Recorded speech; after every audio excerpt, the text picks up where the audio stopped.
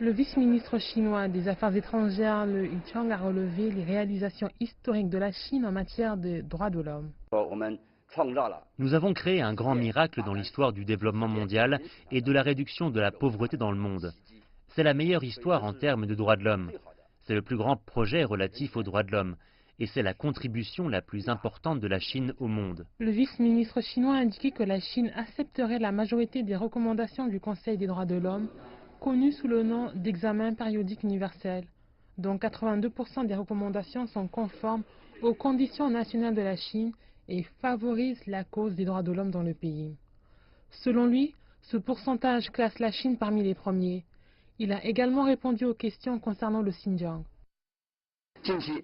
Récemment, certains pays et ONG ont lancé des accusations mal intentionnées et sans fondement à l'encontre des centres d'enseignement et de formation professionnelle de la région autonome ouïghour du Xinjiang, au mépris total des faits. Certains pays ont même organisé des événements parallèles sur le Xinjiang.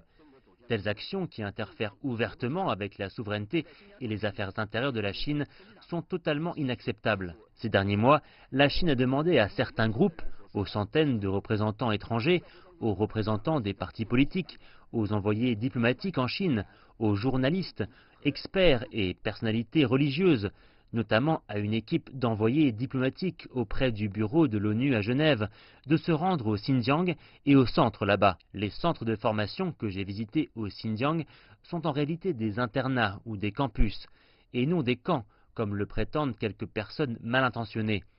Ce programme est de nature préventive, antiterroriste, et constitue une mesure de précaution pour prévenir une maladie ou la traiter à un stade précoce.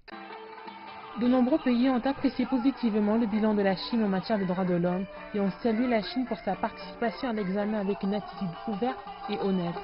Dans le cadre de l'examen périodique universel, tous les membres de l'ONU sont soumis à un tel filtrage, généralement tous les 4 à 5 ans.